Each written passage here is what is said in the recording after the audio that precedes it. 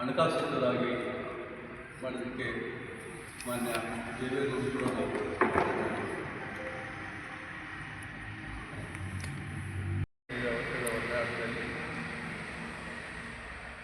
ಏನು 1983 ಅವರು ಮೊದಲ ಬಾರಿಗೆ ಶಾಸಕರಾಗಿ ಭೂಮಿಕೆ ನಿಂತಾಗಿದ್ದಲ್ಲ, ಆ ಸಂದರ್ಭದಿಂದ ಏನು ಅದಾದ ಮೇಲೆ ಜನತಾ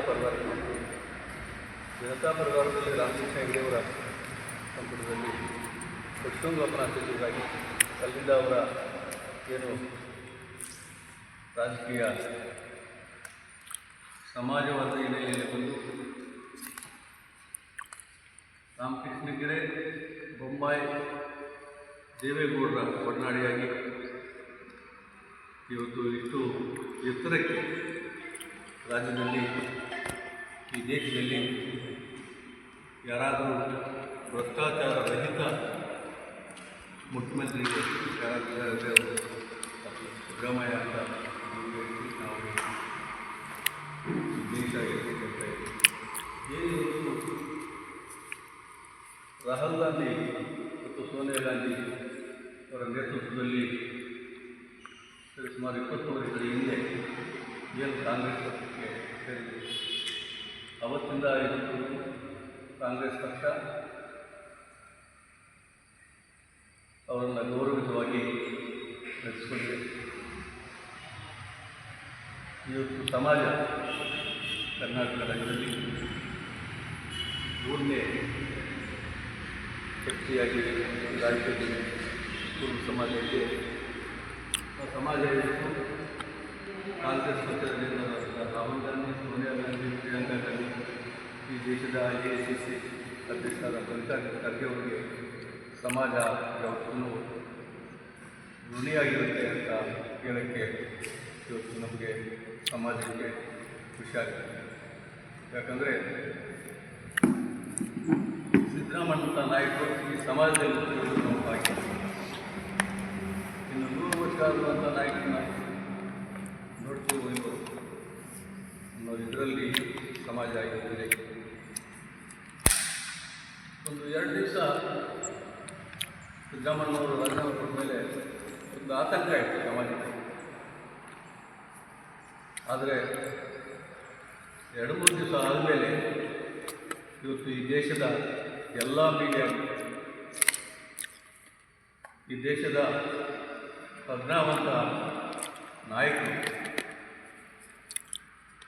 ಈ ದೇಶದಲ್ಲಿ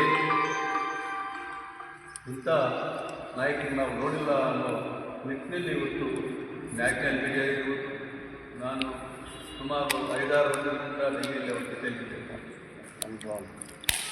ಆ ತೀರ್ಮಾನ ರಾಹುಲ್ ಗಾಂಧಿ ಅವರು ಹೇಳಿದ ತಕ್ಷಣ ನಾನು ಗೊತ್ತೀನಿ ಏನು 6 ತಿಂಗಳಿಂದ ಹೇಳ್ತೀನಿ ಮತ್ತೆ ಸಮಾಜಕ್ಕೂ ಮತ್ತು ಈ ರಾಜ್ಯಕ್ಕೆ ಅವರ ನಿರ್ಧಾರ ಬಹಳ ಇಷ್ಟ ಆಗಿದೆ. ಇವತ್ತು ದೇಶದಲ್ಲಿ ಅತಿ ಎತ್ತರಕ್ಕೆ ಬೆಳೆದಂಥ ನಾಯಕರು ಸಿದ್ದರಾಮಯ್ಯ. ಇವತ್ತು ಕಾಂಗ್ರೆಸ್ ಪಕ್ಷ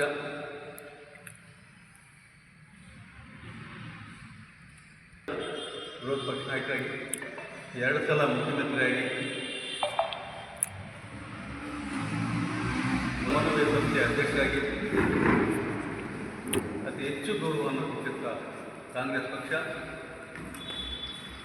ನಮಗೆ